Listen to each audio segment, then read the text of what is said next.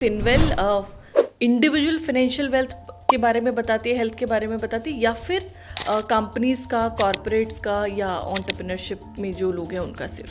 ये भी एक बड़ा मिथ है। कभी भी एक एंटरप्रेन्योर जब स्टार्टिंग में होता है ना, तो उसको एक कंपनी से अलग नहीं कर सकते। बहुत सारे एंटरप्रेन्योर्स कहते हैं सेल्स नहीं आ रही। इसके पीछे सबसे बड़ी समस्या आपने क्या देखी? Why people are not able to sell? Sales की एक सबसे बड़ी प्रॉब्लम क्या है ना, हम हमेशा सेलू बन जाते हैं। सेल्स कभी सेल्स से नहीं आती। फॉर एग्जाम्पल, आप एक वॉकर लेके आते हो, तो वॉकर जो आदमी वॉकर लेता है, उसको जब चलने में दिक्कत होती है तब वो वॉकर लेता है। अब आप जो चलता फिरता अच्छा आदमी है, उसको आप वॉकर बेचोगे तो उसका क्या? बहुत सारे इमोशंस भी तो इन्वॉल्व है बिजनेस में। उस पॉइंट ऑफ टाइम पे क्या करना है? वो इमोशन ऐसा भी होना चाहिए जो आपके कोर वैल्यूज से कनेक्टेड हो। हम लोग के साथ 99% ऑफ बिजनेस ओनर्स के पास कोर वैल्यूज नहीं होते। हम डिलीवर क्या करना चाहते हैं, जब हमें खुद को क्लियर नहीं है, तो हम जिससे कराना चाह रहे वो कैसे करें। हेलो एवरीवन, नमस्कार। मेरा नाम तुषारिका शर्मा है। हमारे आज के पॉडकास्ट के एक और कमाल के अंश में मैं आप सभी का तहे दिल से स्वागत करती हूँ। दोस्तों, आज हमारा जो सब्जेक्ट है वो उन सब लोगों के लिए बहुत इंपॉर्टेंट है जो सपना देखते हैं अपना बिजनेस बनाने का। नो मैटर आज आप एक जॉब कर रहे हो, शायद आप किसी लीडरशिप पोजीशन में हो, या हो सकता है किसी और अदर सेगमेंट में हो, लेकिन अपना बिजनेस बनाने का, अपना कुछ करने का जज्बा, भावना सबके अंदर होती है। दूसरे वो लोग जो अपना बिजनेस कर रहे हैं, बहुत सारे स्टार्टअप ओनर्स होंगे, एमएसएमई ओनर्स होंगे जो स्केल करना चाहते हैं, बिल्ड करना चाहते हैं। अब उसमें बहुत सारे चैलेंजेस आते हैं, दिक्कतें आती है। स्केल कैसे करें, क्या भी राइट टाइम है स्केल में करने का। अब ये इन्वेस्टमेंट का आजकल मार्केट में बहुत चल रहा है। इन्वेस्टमेंट किसको लेनी चाहिए, कितनी लेनी चाहिए, कब लेनी चाहिए, बिजनेस बड़ा बनता कैसे, ये 1 करोड़ से 5 करोड़, 5 करोड़ से 10 करोड़, 10 करोड़ से 100 करोड़ लोग जाते कैसे। इन सब चीज़ों का जो सोल्यूशन है, जो राज है, आज हम हमारे एक्सपर्ट से बात करेंगे। चार्टर्ड अकाउंटेंट है, एजुकेशन वाइज तो आप समझ ही गए होंगे कि फाइनेंस की तगड़ी नॉलेज है। सीए रचित सर हमारे साथ हैं, मैनेजिंग डायरेक्टर हैं फिनवेल ग्रोथ सॉल्यूशंस के, इनोवेटर हैं फाइनेंशियल हेल्थ चेकअप और बिजोमेशन। मतलब आपके बिजनेस का फाइनेंस है कैसा, धंधा बनेगा कि नहीं बनेगा, बढ़ेगा कि नहीं बढ़ेगा, ये सारी चीज़ें देखना, और आपके बिजनेस को आपके बिना कैसे चला सकते हैं, ऑटोमेट कैसे कर सकते हैं, इन सब चीज़ों के बारे में बात करेंगे। तो अगर सपने देखते हो तो ये पूरा पॉडकास्ट देखना और शेयर कर दो अब भी से हर उस इंसान के साथ जिसका ड्रीम है अपना कुछ बिल्ड करने का। रचित सर, बहुत मज़ा आया आपके साथ। मैंने back of the camera office में बैठ के जो बातचीत की, मैं चाहूँगी कि वही सब डिस्कशन हम इन लोगों के साथ भी शेयर कर पाए। तो सबसे पहले तो मैं आपका स्वागत करती हूँ, and I am really grateful that you came with such a beautiful topic, और आपकी जो नॉलेज, इन्फॉर्मेशन और वैल्यूज़ है, they are very good. Register, मैं सबसे पहले जानना चाहूँगी, फिनवेल ग्रोथ सॉल्यूशन, नाम फिनवेल कैसे बना और एग्जैक्टली क्या क्या करते हैं हम, एंड किसको फिनवेल सॉल्यूशंस प्रोवाइड करती है? Nice question Tusharika. First of all I would like to thank you. मतलब नेचुरली ये एक ऐसा ऑब्जेक्टिव है जहाँ I would like to help. मैं लोगों की मदद उस चीज़ में करना चाहता हूँ, क्योंकि मैंने अपनी 25,000 क्लाइंट से ज़्यादा की जर्नी में जो एक्सपीरियंस किया है, and that was a limitation which I believe कि लोगों के पास 99% ऑफ द इंडियंस के पास बहुत बढ़िया आइडियाज़ होते हैं। Correct. They do well in their business, but वो स्केल अप नहीं कर पाते उस लेवल तक जहाँ उनको पहुँचना चाहिए। तो that is the understanding over the period of time. जब हमने मतलब फिनवेल को मतलब इजाद किया, वी इनोवेटेड दैट वर्ड। मेरे पास आता था कि भाई हम अपनी वेलनेस की बात तो बहुत करते हैं, और हमारे पास वेलनेस के लिए आरोग्यम है, so many of the products are there, but हमारी फाइनेंशियल वेलनेस के बारे में कौन बात करता है। और मैंने मतलब थ्रू आउट सर्च किया, I didn't found any of that kind of product जहाँ पे कोई फाइनेंशियल वेलनेस चेकअप होता हो।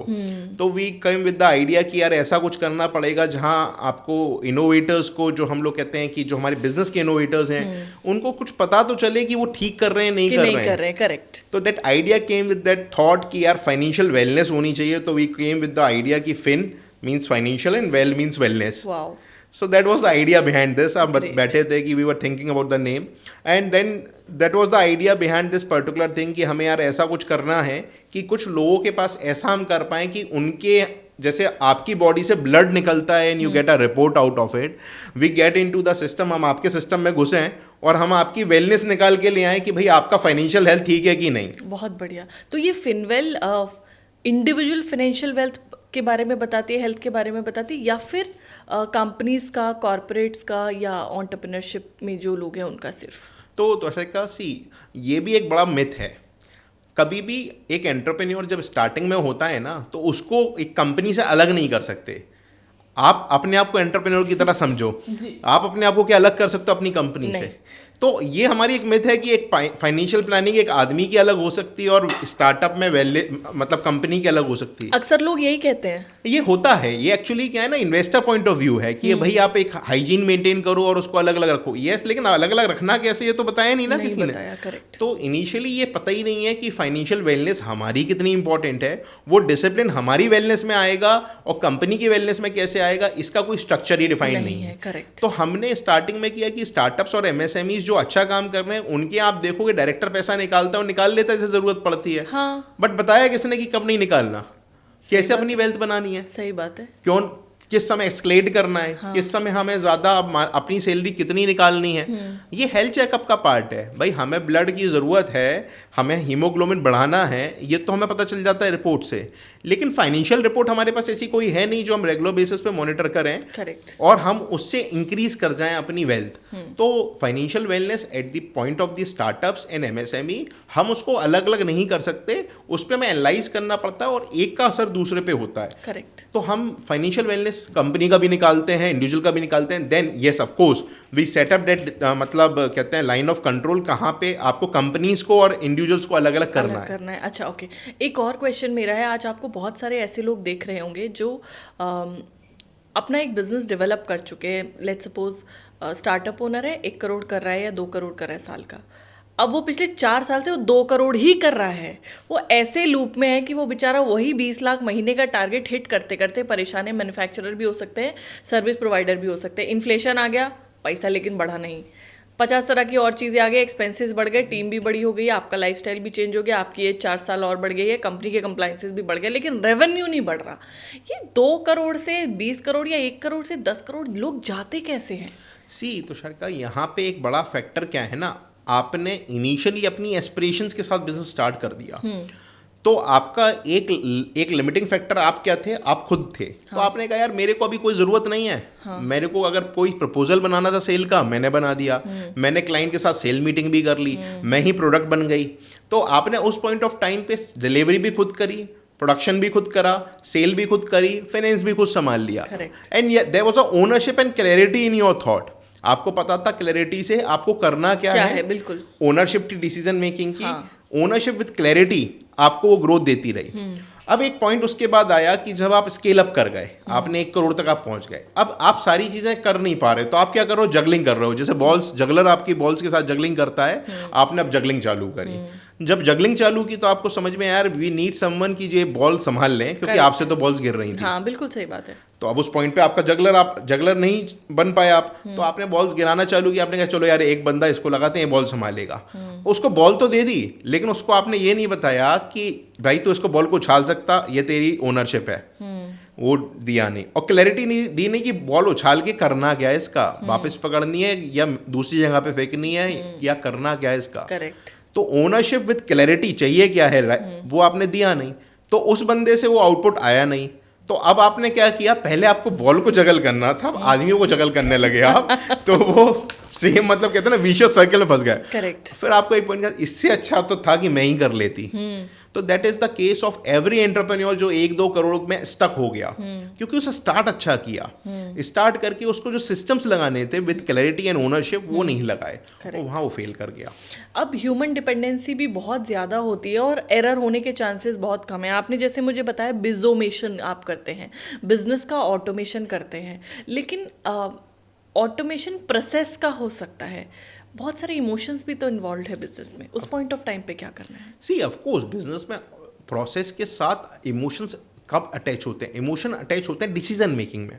तो डिसीजन मेकिंग ह्यूमन, आप अब आज भी आप एआई से काम नहीं करा रहे। आई हैव सेड कि आप लोग बदल दो, बट वो लोगों को इमोशन पास ऑन कैसे करना है? फॉर एग्जाम्पल आप सेल्स करते हो, सेल्स में आपने कोड बनाया, फॉर एग्जाम्पल एक प्रोडक्ट का 10 लाख रुपए का कोड है आपका, आपने 10 लाख का किया, आपको पता है 9 लाख पे भी मैं इसको डन कर दूंगी, दिस इज नेगोशिएशन। ये आपकी 9 लाख की इमोशनल अटैचमेंट है कि 9 लाख पे मेरे को चलता कर है, सकता है, हाँ। लेकिन सामने वाले को ये ओनरशिप आपने पास ऑन कैसे की? वो कैसे होगी? उसको क्लैरिटी बताओ कि भाई हम इससे आउटपुट क्या चाहते हैं, हमारा डिसीजन मेकिंग क्या होगा, और ओनरशिप दे दो कि इस पॉइंट पे आप ये कर देना। तो इमोशन ह्यूमन बीइंग वो भी है, उसको आपने क्लैरिटी जब दे दी, विद ओनरशिप दे दी, ओनरशिप जैसी आई तो उसने कह दिया कि डिसीजन मेकिंग हमें कैसे करनी है ये भी आ गया। उस आदमी का, ह्यूमन बीइंग का इमोशन कनेक्ट हो गया। वो इमोशन ऐसा भी होना चाहिए जो आपके कोर वैल्यूज से कनेक्टेड हो। हम लोग के साथ 99% ऑफ बिजनेस ओनर्स के पास कोर वैल्यूज़ नहीं होते। हम डिलीवर क्या करना चाहते हैं, जब हमें खुद को क्लियर नहीं है तो हम जिससे कराना चाह रहे वो कैसे करेगा? बिल्कुल सही बात है। तो जब कोर वैल्यूज़ ही हमारी कंपनी के नहीं है तो हम कैसे उससे एक्सपेक्ट कर रहे हैं कि core values? For example Domino's, आप डोमिनोज से क्या देखते हैं भाई? डोमिनोज जैसे अपना करता है कि अगर आप डोमिनोज को आप एज अ ब्रांड देखोगे, डोमिनोज का प्रॉमिस स्टेटमेंट क्या है, कोर वैल्यू क्या है? 30 मिनट्स डिलीवरी। पहला वर्ड ये आया आपके माइंड में? हाँ। उनका कोर वैल्यू है हमारा डिलीवरी लैप्स नहीं हो सकता। दूसरी चीज़ क्या, वो हेल्दी की बात करते हैं? नहीं। तो वो कहते हैं ओवरलोडेड पिज़्ज़ा। हाँ। चीज़ ही चीज़ दिखेगा। हाँ। टेस्ट बर्ड्स को अच्छा लगेगा। हाँ। कमिटमेंट है, आपको टेस्ट बर्ड्स को अच्छा लगेगा और हम 30 मिनट के अंदर देंगे। उनने कोर वैल्यूज़ डिफाइन कर दी। जो बंदा नीचे काम कर रहा है, जो उनकी टीम काम कर रही है, उसको क्लैरिटी से पता है दुनिया में कुछ भी हिल जाए, मेरे को 30 मिनट के अंदर डिलीवरी दे दी है। पहले तो उन्होंने कहा था 30 मिनट में डिलीवरी नहीं तो फ्री है आपका ऑर्डर, अभी वो रिसेंटली चेंज किया। बट अफेक्टिव पर्पस क्या है? 30 मिनट्स डिलीवरी, ये हमारी कमिटमेंट है। और ओवरलोडेड पिज़्ज़ा आएगा, इसकी हमारी कमिटमेंट फ्रेश, वो दे मतलब बेक फ्रेश, तो 30 मिनट में फ्रेश पिज़्ज़ा। तो आपको उनने क्लैरिटी बड़ी क्लियर दे दी, कोर वैल्यू इज कि हम we will deliver fresh and in 30 minutes. तो every brand has its own मतलब core values. 99% of the business owners जो स्टार्टअप्स और एमएसएमईज होते हैं वो कभी कोर वैल्यूज़ पे काम ही नहीं करते। तो जब आप कोर वैल्यूज़ पे काम नहीं कर रहे हो तो आप स्किल्स पे कैसे काम करोगे? वो स्किल्स ही नहीं पता जिन पे काम करना है। तो that is the basic point जहाँ पे हम लैप्स कर जाते हैं, और वो हमें करना पड़ेगा काम, तभी जाके हम उस चीज़ को मल्टीप्लायर में स्केलेबल बना पाएंगे। करेक्ट। अब जब हम स्केलेबिलिटी की बात करें तो एज एन एक्सपर्ट आप क्या बताएंगे, कौन से 5 जगह है जहाँ पर बिजनेस ओनर्स गलती करते हैं? सबसे पहले तो अगर मैं स्टार्टिंग की बात करूं, हम लोग विजनरी कोर वैल्यूज होते नहीं हैं। यस, हम we start with some ambitions, हम कुछ अपनी एम्बिशंस की हमें ऐसा बनना है, बट उस एम्बिशन के साथ हम अपनी क्लियर विजन को कभी स्टेट नहीं करते। तो ये कोर वैल्यूज मेरी होंगी, मतलब इंडिविजुअल की जो कोर वैल्यू है, जैसे मेरी कोर वैल्यू है कि मेरे को किसी को झूठ नहीं बोलना, I don't want to lie and then sell something. आपको खरीदना है तो सच सुन के ही खरीदे। तो जो फाउंडर्स की कोर वैल्यूज है वो ही क्या कोर वैल्यूज बनती है कंपनी की, या फिर कंपनी की कोर वैल्यूज और फाउंडर्स की कोर वैल्यूज अलग होती है? बिजनेस आपने बिल्ड किया तो आपने अपनी कोर वैल्यू से ही बिल्ड किया।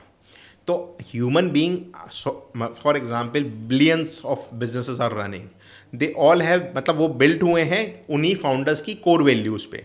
अगर आपकी कोर वैल्यू कि मेरे को झूठ नहीं बोलना, और आपकी कोर वैल्यू अलाइन नहीं हुई कंपनी की कोर वैल्यू से, तो आप थोड़े टाइम में क्विट कर जाओगे उस बिजनेस। करेक्ट, 100%। तो पहले आपका जो कोर वैल्यू है वो कंपनी का कोर वैल्यू में इम्पैक्ट आएगा ही आएगा। यस, कंपनी का कोर वैल्यू थोड़ा सा ब्रॉडन हो सकता है कि झूठ नहीं बोलना, लेकिन झूठ किस चीज़ के लिए नहीं बोलना? क्योंकि आप कहोगे यार हम तो नेगोशिएट करते हैं, हम कहते हैं हमें कॉस्टिंग इतनी पड़ती है, अब इसमें झूठ नहीं बोलेंगे हम। तो हो सकता है ये यहाँ पे आपका कोर वैल्यू काम ना करे, लेकिन कोर वैल्यू डिलीवरी में है कि हमने बोला अगर हम 10 दिन में डिलीवर कर देंगे तो 10 दिन में डिलीवर कर देंगे। करेक्ट। तो पहला core value. Second is skills, non negotiable. आप स्किल्स की कोई नेगोशिएशन नहीं कर सकते। आप कहो कि मैं स्किल्स अगर आपने छोड़ दूं और मैं ग्रो कर जाऊं तो नहीं हो सकता। तो अगर आपका स्किल सेट है नहीं तो आपका स्किल सेट एक्वायर करना पड़ेगा। स्किल सेट आप जितना ज़्यादा एक्वायर करते जाओगे आप उतना बेटर डिलीवरी कर पाओगे। करेक्ट। तीसरा हो गया रिलेशनशिप, क्योंकि रिलेशनशिप्स के बिना आपके बिजनेस ग्रो नहीं कर सकते, एग्जिस्ट ही नहीं करते। ह्यूमंस आर लाइक, हम मशीन्स को नहीं बेच रहे, हम ह्यूमंस को बेच रहे हैं। हम जो भी माल बेचेंगे या सर्विस बेचेंगे, आई कॉल इट कि अगर कोई भी चीज़ है तो वो प्रोडक्ट है, इट्स प्योरली अ प्रोडक्ट। आप चाहे सर्विस बेचो, service is also a product. तो वो रिलेशनशिप पे बिकती है, वो आपस में कनेक्ट होता है, टू वैल्यू सिस्टम का कनेक्शन होता है। तो रिलेशनशिप एक बिजनेस के लिए बहुत इंपॉर्टेंट होती है।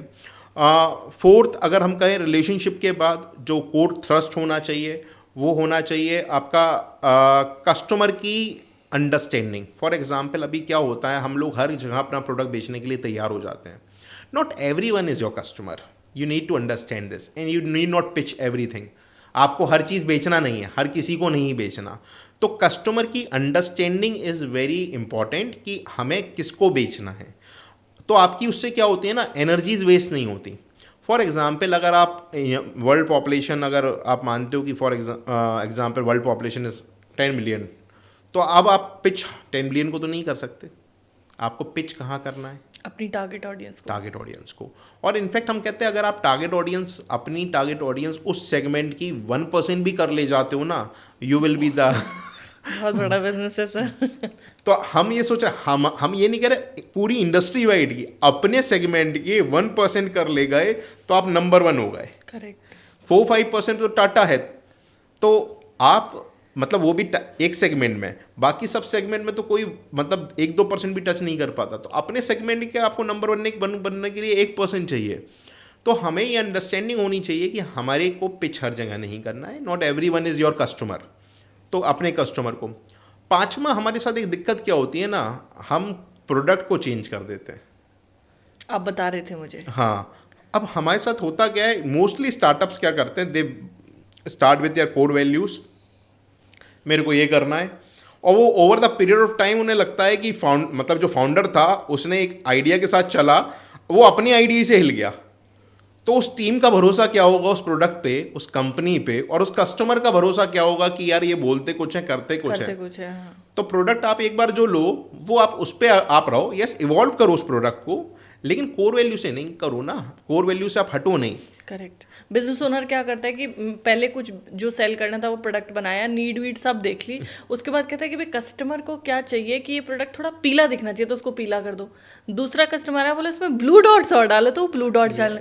अब वो जिससे शुरू किया था वो प्रोडक्ट बिल्कुल अलग दिखने लगता है। मैं चाहती हूँ कि आप थोड़ा सा इस चीज़ को भी डिफरेंस करें कि प्रोडक्ट का इवोल्यूशन कहाँ तक होना चाहिए, इवॉल्व करने का मतलब क्या है, और प्रोडक्ट को पूरा चेंज कर देने, इनके बीच की जो थिन लाइन है उसका अंतर क्या है। मतलब एक परफेक्ट क्वेश्चन जो एक एंटरप्रेन्योर को समझना चाहिए। सी, प्रोडक्ट इवॉल्यूशन इज लाइक आपने आईफोन जब लिया था तो इट इज़ अ प्रोडक्ट। उनका एक आइडिया था कि हमें एक ऐसा प्रोडक्ट बनाना कि मतलब हैंड पे उनकी सारी चीज़ें हो, दुनिया उनके हाथ में हो, वो फ़ोन से चला पाएँ। That was the believe behind it कि हमें अगर फ़ोटो चाहिए तो हमें कैमरा लेके नहीं चलना पड़े, हमें अगर कोई कम्युनिकेशन करना हो तो कम्युनिकेशन के लिए अलग वो नहीं जाए, कम्युनिकेशन अगर हमें मेल पे करना है तो लैपटॉप नहीं खोलना पड़े। तो कॉल्स के अलावा सारे ऑल टाइप ऑफ कम्युनिकेशन हो जाए, ऑल टाइप ऑफ पर्सनल जहाँ पे कनेक्टिविटीज़ करने, रिलेशनशिप मेंटेन करने, उस टाइप का उन्होंने प्रोडक्ट बनाया। फिर अब वो आईफोन जब स्टार्ट हुआ और जो आज आईफोन है उसमें ज़मीन आसमान का अंतर है। This is called evolution. Product same है बट प्रोडक्ट को इवॉल्व करके वो ले आए। फॉर एग्जांपल आपने देखा पहले व्हाट्सएप नहीं था, फेसबुक वगैरह तो उस समय नहीं होते, Orkut I have seen Orkut also. अब वो फेसबुक बना, फिर इंस्टाग्राम हो गया, अब स्नैपचैट आ गया, दुनिया बदल गई। बट थिंग इज़ कि ये इवोल्यूशन है, ये मतलब आपको कैसे कम्युनिकेट करना है इसका इवोल्यूशन हो गया, मतलब सोशल नेटवर्क। लेकिन है तो प्रोडक्ट वही सेम, सोशल नेटवर्किंग का। तो इसको इवोल्यूशन कहते हैं। अब प्रोडक्ट चेंज कैसे होता है कि जो पेजर था, पेजर से मोबाइल पे आ जाना, वो इवोल्यूशन है, वो मतलब प्रोडक्ट चेंज हो गया। वहाँ पे आप पेजर जो है वो पेजर अलग प्रोडक्ट था, और जो मोबाइल फोन्स हुए बिल्कुल अलग, वो प्रोडक्ट अलग चेंज हो गए।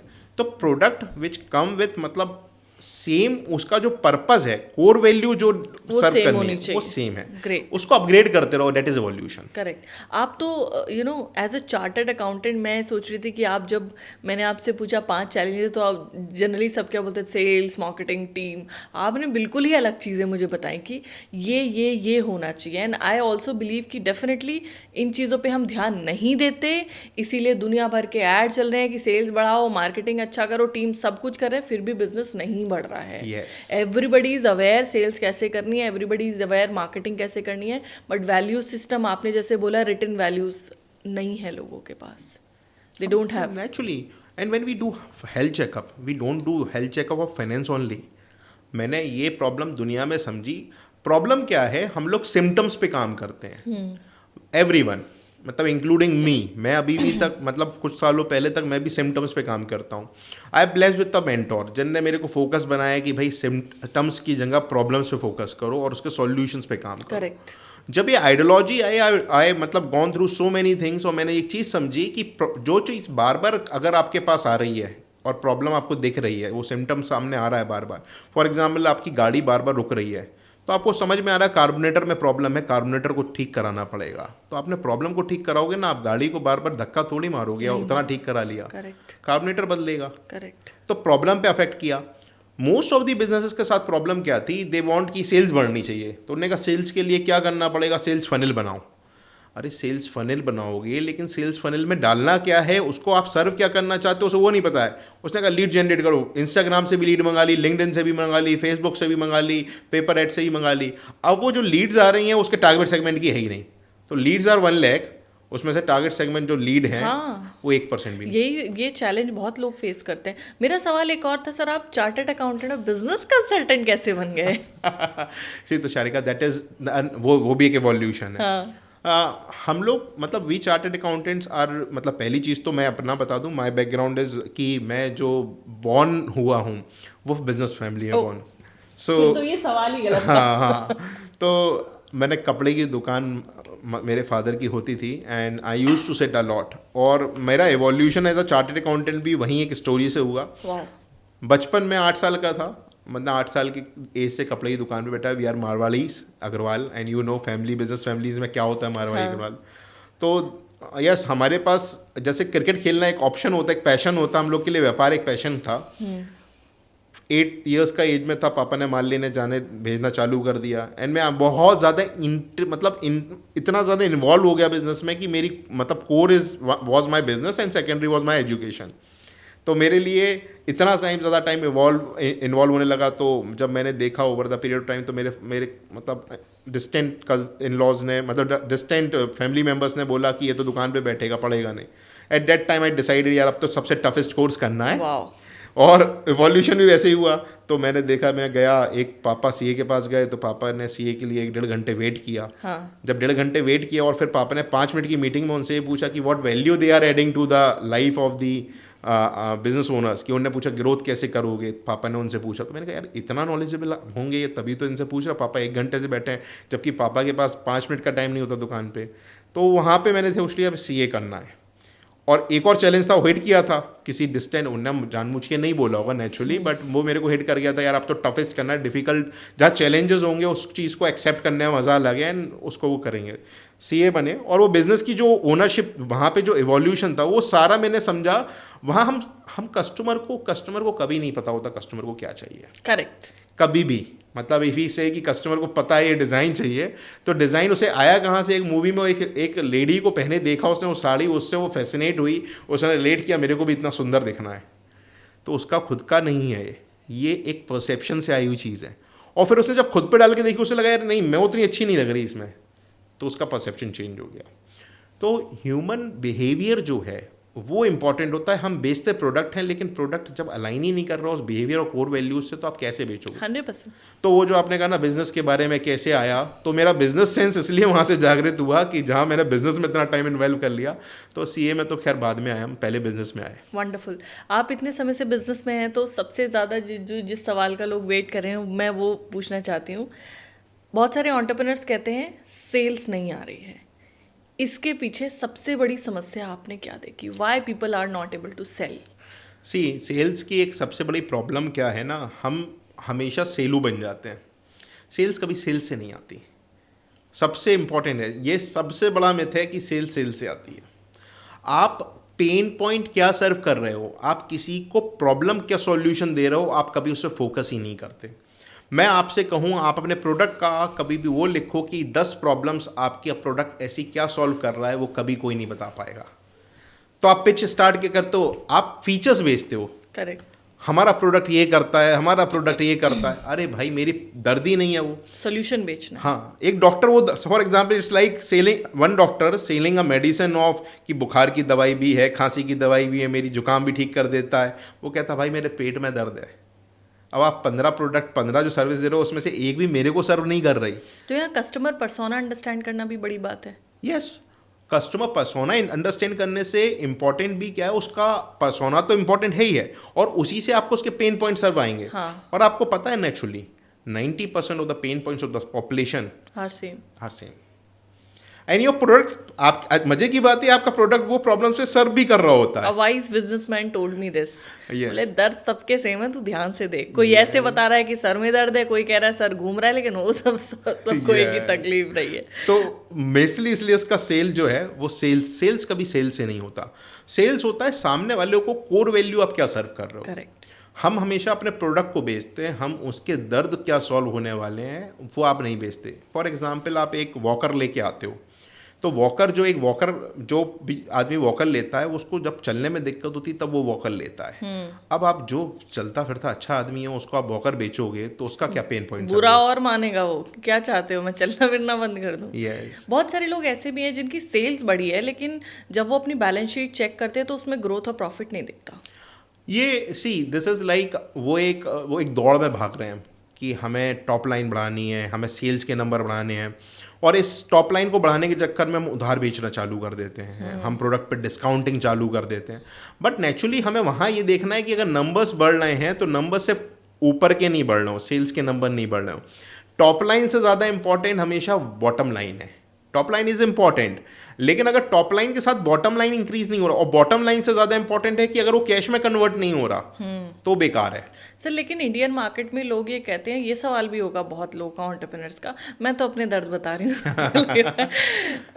एंटरप्रेन्योर्स का एक बड़ा दिक्कत है, वो कहते हैं यार इंडियन मार्केट में सर्वाइव करना है तो डिस्काउंट तो देना ही पड़ेगा, दूसरा उधार भी चलेगा, कस्टमर फुल पेमेंट नहीं करता। बिल्कुल। तो सर कैसे करें फिर काम? आपको अपने वही बात आ जाएगी, eight the end of the day आपका प्रोडक्ट अगर सेम दर से सर्व कर रहा है, आपके प्रोडक्ट में कुछ यूनिक नहीं है, तो आप मैन्युफैक्चरर हैं क्यों? फिर तो आप किसी से भी बनवा लो ना। आपको कोई सेम दर्द अगर सेम चीज़ें सर्व कर रहे हैं तो आप ये बताओ कि आप गाड़ी जैसे आप चलाते हो तो मर्सिडीज चलाते हो, आप मारुति भी चलाते हो, सेम प्राइस क्यों है दोनों की? है क्या दोनों की? नहीं है ना। तो दोनों के अलग अलग प्राइस है, एंड वेरिएंट इतना ज़्यादा है, आप उस पर कस्टम ड्यूटी भी इतनी दे देते हो, उस पर आप इतना टैक्स भी दे आते हो, आप कहते हो हम सब देंगे। ब्रांड है ना सर, वो ब्रांड है, क्या सर्व कर रहा उधर पे, उन कस्टमर्स का पेन पॉइंट क्या है, हमें वो रिचनेस चाहिए, हमें वो स्ट्रेटा चाहिए, तो उनका वो पेन पॉइंट है। तो आपका प्रोडक्ट डिस्काउंट क्यों देना पड़ता है? डिस्काउंट तब देना पड़ता है जब आप कहते हो यार ये प्रोडक्ट भी यही सर्व करता है, ये प्रोडक्ट भी यही सर्व करता है, वो इतने में दे रहा है, वो डिस्काउंट दे रहा है, तो हम कंपटीशन उसके प्रोडक्ट से करने लगते हैं। आपका प्रोडक्ट पेन पॉइंट्स उसके सर्व कर रहा होगा, और अगर उसकी पॉकेट के अंदर उतना पैसा होगा, उस पेन पॉइंट सारे, अभी भी क्या है कस्टमर सेटिस्फेक्शन नहीं आता, वो कहता है कि यार ये ले लेते हैं, ये ले लेते हैं, कोई फ़र्क नहीं पड़ता। जब कोई फ़र्क नहीं पड़ता तो वो कंपैरिजन उन्हीं चीज़ों में करेगा ना। जब आपका प्रोडक्ट में ही पेन पॉइंट सर्विस नहीं है तो दर्द जब कोई प्रॉब्लम सर्व कर ही नहीं रहा तो फिर वो दवाइयाँ तो वैसे ही बिकेंगी जो जेनरिक हैं। अगर स्पेशलाइज दवाइयाँ बेचनी हैं तो स्पेशलाइज आपको उसके अंदर कुछ पेन पॉइंट आपको निकालना पड़ेगा। करेक्ट। तो वही प्रॉब्लम है। एज अ बिजनेस कंसल्टेंट आप क्या सजेस्ट करते हैं, मार्केट में लोगों को सस्ता प्रोडक्ट बेचना चाहिए जो इजीली बिक जाता है, जिसके 1000 कस्टमर्स होते हैं, या आपने अपने करियर में जो ग्रोथ देखी लोगों को वो एक्सपेंसिव प्रोडक्ट बेचते हैं? क्योंकि मुझे अभी कोई एक पर्सन मिले थे, उन्होंने बोला तुषारिका सर्विस अच्छी दो, प्रीमियम बेचो। उन्होंने बोला कि चीप मार्केट में चले जाओगे तो कभी नहीं उठ पाओगे। क्लाइंट को समझाओ what exactly you are doing, कैसे आप उसमें वैल्यू ऐड करोगे, take money from them. But एक मिथ जब किसी की सेल्स टीम है वो कहती है भाई इतना में बिकेगा ही नहीं ये प्रोडक्ट, इस चैलेंज को कैसे सॉल्व करें? सी ये क्वेश्चन मैं कहूँ तो ये पार्शली करेक्ट है और पार्शली रॉन्ग है। ऐसा नहीं है कि कोई बड़ी कंपनी कंज्यूमर प्रोडक्ट बेच के नहीं बनी। निरमा वॉशिंग पाउडर, निरमा, तो वो तो कंज्यूमर प्रोडक्ट निकला। और सर्विस सेगमेंट की बात करें तो सर्विस सेगमेंट में भी ऐसा नहीं है कि हर सस्ती चीज़ नहीं बिकी। पेटीएम, गूगल पे फ्री है, नीड लेकिन थी। यस आपको पैसा किससे चार्ज करना है उसमें। सी कस्टमर सेगमेंट में हम समझते हैं कस्टमर से पैसा कमाना है, कस्टमर से पैसा नहीं कमाना। जहाँ आपका कंज्यूमर है, कंज्यूमर में पैसा कोई और देगा, वहाँ आपके पास डेटा है, आपके पास कस्टमर है। आज आईटीसी सिर्फ अपना एक प्रोडक्ट नहीं बेचती है, आईटीसी में मार्जिन मल्टीपल प्रोडक्ट बेचती है। तो कॉस्टिंग पे लॉन्च नहीं कर रही वो, आपके पास जो कस्टमर एक्विजिशन कॉस्ट इंपॉर्टेंट थी उसके लिए, उसके लिए ये मार्जिन इंपॉर्टेंट नहीं थे।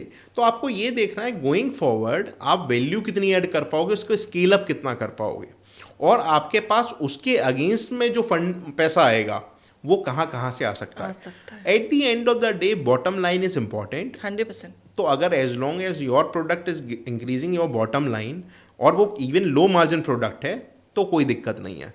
दूसरी चीज़, जब आप सर्विस में आते हो, मैं जैसे आपका पार्शली उस क्वेश्चन में कहूँगा, नेचुरली सर्विसेज भी are two types services. One is generic services, जैसे मैंने कहा कि आपको आप इफ़ यू से कि आपको बीपी मेज़र कराना है तो बीपी मेज़र कराना है, जेनरिक है। अब आपको रीजंस पे जाना है, बीपी क्यों बढ़ रहा, क्यों उसका आपकी बॉडी एनालिसिस हो जाए उसमें, ये प्रीमियम हो जाएगा। तो प्रीमियमनेस अपने प्रोडक्ट में आपको वही बात आएगी, आपको अपने प्रोडक्ट में ये देखना है कि वो क्या ऐसा वैल्यू एडिशन दे रहा जो कोई और प्रोडक्ट नहीं दे रहा। अगर आप एडिशनल प्रॉफिट चाहते हो, yes bring when it comes to your service, आपकी जब भी सर्विस की बात हो तो आप कुछ ना कुछ उसमें वैल्यू एडिशन आप ऐड करते रहो, नहीं तो आप रुके हुए पानी की तरह हो जाओगे, उसमें काई जम जाएगी और आप मार्केट से खत्म हो जाओगे। करेक्ट। एक बिजनेस की ग्रोथ उसकी बैलेंस शीट में दिखती है, राइट। यहाँ बहुत सारे बिजनेस ओनर्स हैं और इस समय इंडिया में जीएसटी को लेकर, टैक्स को लेकर बहुत सारे लोगों में मिथ्स भी हैं, बहुत सारी चीज़ें। क्योंकि आप फाइनेंस बैकग्राउंड से, मैं आपसे सजेशन भी लेना चाहूँगी इस पर और जवाब भी लेना चाहूँगी। बहुत सारे बिजनेस ओनर्स बिजनेस करते हैं 10 करोड़ का, बैलेंस शीट में दिखता है 2 करोड़, 8 करोड़ उनका कच्चे में आया और 2 करोड़ ही सिर्फ प्रॉफिट पक्के में आया। अब उनको लगा कि उन्होंने टैक्स बचाया। आप मेरे को बैक ऑफ द कैमरा कह रहे थे कि सबसे बड़ा नुकसान जो है एंटरप्रेन्योर यही करता है। मैं चाहूँगी आप ये जितने भी सुन रहे हैं ना, इनको बताएं कि क्या मिस्टेक ये करते हैं, वो टैक्स जो बचाया वो कितना नुकसानदायक है। ये बहुत बढ़िया क्वेश्चन है Tusharika. This is one of my, मतलब कहते हैं ना, मोस्ट फोकस्ड एरिया। मैं सबसे पहले जिस कंपनी में एंटर करता हूँ एज अ कंसल्टेंट, सबसे पहले मैं कहता हूँ ये जो नंबर 2 का व्यापार करने की जो थॉट है कि आपके घर में पैसा बन रहा है, ये आपका एक मिथ है। मैं बताता हूँ कैसे। आप 10 करोड़ का धंधा किया, आपने 2 करोड़ दिखाया। क्यों दिखाया आपने? नेचुरली वो 8 करोड़ पे टैक्स बचाने के लिए। ये टैक्स भी आपने क्यों बचाया? ये कस्टमर को पास ऑन करने के लिए। कि भाई आपके पास तो 8 करोड़ में से अगर 5% बचा रहे हो, अगर 5% का प्रोडक्ट है तो 5% आपके पास नहीं बचता, 2% आपके पास बचता है। अब आपने 2% बचाने के लिए पहले तो इतना बुक्स का मैनेजमेंट किया। अब क्या हुआ, उसके चक्कर में आपने सबसे पहला फैक्टर तो अपनी बुक्स को गंदा किया, तो आपके पास पूरी स्टाफ की इंटीग्रिटी, पूरी टीम की इंटीग्रिटी फेल हो गई। उसको क्या लगता है, लाला चोर है। सही बात है भाई। क्या आप समझो कोर वैल्यू पे क्या ये बोलता है, नंबर 1 में करना है, ये सब अच्छा करना है, ये लाला चोर है। कल्चर क्या हो गया उस कंपनी का? खराब। वो क्या करेगा, कल माल बेचने जाएगा, उसने देखा 100 यूनिट हैं और 100 यूनिट में उसने कहा कि यार भाई मेरे को ये ख़राब यूनिट दिखा के 5 का डिफेक्ट दे दे और 5 ख़राब हो गया माल, 5 एडजस्ट कर दे, तेरे को मैं आधा शेयर कर लेंगे। कर देगा। तो पहली चीज़ जो कल्चर ख़राब किया वो तो आपको ग्रो नहीं करने देगा। अब लाला का जैसे पर्सनल बेनिफिट था, ऐसे अब उसकी पूरी टीम का पर्सनल बेनिफिट सामने आ गया। करेक्ट। दूसरा फैक्टर क्या हो गया, अब आपको पैसा चाहिए था बैंक से, तो बैंक ने कहा भाई टर्नओवर कितना है तेरा, तेरे को स्केल अप करना है। हाँ, करेक्ट। उसने कहा 10 करोड़ मैं एक्चुअल में करता हूँ, लेकिन 2 करोड़ रुपये किताब है। अच्छा, तो मेरा पैसा सेफ नहीं है, ये पैसा जाएगा कहाँ, कल किताबों से मैं निकालूंगा कैसे, क्योंकि बुक का स्टॉक होता है, इंश्योरेंस हो पाएगा सिर्फ उतने का जितना किताबों में दिख रहा है। तो उसने कहा साहब मैं 2 करोड़ के हिसाब से तेरे को पैसा दे सकता हूँ। और जैसे ही उसने बोला कि कच्चा पक्का है, उसका कॉन्फिडेंस लूज हो गया बैंकर का। तो स्टेक होल्डर, अब मैं एज एन इन्वेस्टर आया, मैंने कहा यार तेरे को स्केल अप करना है, कोई बात नहीं तेरे धंधे में। उसने कहा कि मैं 10 करोड़ करता हूँ। मैं कहाँ है 10 करोड़? कहता है ये है 10 करोड़। तो मेरे को ये कस्टमर्स का, तो भाई मैं कच्चे का कैसे मानूँ? तो वो कॉन्फिडेंस इन्वेस्टर का। तो पहली चीज़ तो पैसा का सोर्स मिलना बंद हो गया, टीम का कल्चर खराब हो गया, तो जो प्रॉफिट आप कर सकते थे। तीसरा, वो कस्टमर भी कहता है भाई, उसको कहा कि कच्चे में मैं दे दूंगा, उसने कच्चे में दे देगा, इसकी अड़ी है, इसको माल बेचना। सही बात बोल रहे हो सर। क्यों? अरे उसकी अड़ी है, नहीं बेच रहा होगा तभी मेरे को मेरा कच्चे में भी बेचने को तैयार है। हाँ। मेरे यहाँ भेज के भी तैयार है, क्योंकि नंबर 2 के ट्रक से भेजेगा माल जब नंबर 2 में आएगा। तो उसने कहा कस्टमर को, ये कंपनी भी लाला कंपनी है, इससे तो हम नेगोशिएट कर सकते हैं। तो जो प्रॉफिट आपको 10 रुपये मिलता था, उसने कहा इसको दबाओ, इसको 6 रुपये पे करो, 8 रुपये पे बहुत करो, सही बात बोल रहे हो सर, तो मर गया वो। एब्सोल्युटली। तो उसको क्या लगा, उसने माल ज़्यादा बेच लिया, पर उसने प्रॉफिट में नेगोशिएट कर लिया, उसने कल्चर खराब कर लिया, उसने स्टेक होल्डर्स का भरोसा तोड़ दिया, उसको कैपिटल ईजिली नहीं मिलेगी। इससे बड़ा, और फिर वो कचड़ा जो इकट्ठा किया, उस कचड़े को लेके वो संभालता फिर रहा है कि कल साहब इनकम टैक्स ना आ जाए, जीएसटी वाले ना आ जाए, ईडी ना आ जाए, तो नेचुरली आएगी ना साहब। आपने तो दरवाजे खोले थे, तो आप पीस ऑफ माइंड घर पे जाके सो भी नहीं पा रहे। करेक्ट। तो धंधा इसके लिए तो किया नहीं था, नहीं किया था, सही बात है। तो सब कुछ खत्म हो गया। मजा आ रहा है सर आपसे बात करके। मतलब यू हैव प्रिसाइज पेन। कितने बिजनेस ओनर्स को आपने कंसल्ट किया अभी सी, तक? मैंने 25,000 से ज़्यादा क्लाइंट्स को सर्व किया है, एंड 500 मोर देन 500 कंपनीज, जो बड़ी कंपनीज हमने उनके साथ आज भी कंसल्टेंट है। वाओ। तो ये पेन पॉइंट्स हैं नेचुरली, उनके भी यही हैं। सबके हैं। इंडिया में हम क्या समझते हैं, हम कंपटीशन किससे करने लग जाते हैं ना, बड़ी बड़ी बिजनेस ओनर्स कंपटीशन वो ठेले वाले से कर ले जाते हैं। वो कहते हैं साहब वो चला जाता है मार्केट में, वो उसको तो कोई जीएसटी वीएसटी लेना नहीं है। कैसे सोचते हैं, मतलब यू सी, यही मैं पूछने वाली थी, दीजिए सर। हाँ, 10 करोड़ का धंधा कर रहे हैं, कोई एग्जाम्पल, उसका टर्नओवर है 10 करोड़ का, वो कहता है मैं कंपटीशन किससे कर रहा हूँ, एक रेडी वाले से। वो रेडी वाला क्या करता है, वो चांदनी चौक में जाता है, वो बंडल इकट्ठा करता है, वो माल अपने ऊपर टांग के ले आता है, ट्रेन में आ जाता है, ना उसे बिल माल चाहिए रहता, वो आके 100 रुपये की चीज़ 102 में बेच देता है। मैं 100 रुपये पे 5 रुपये जीएसटी पे करता हूँ, 2 रुपये भाड़ा पे करता हूँ, 107 का मुझे पड़ता है, मैं 110 में बेचता हूँ, तो मेरा प्रोडक्ट महंगा लगता है। अरे तो कस्टमर किसको बेच रहे हो भाई?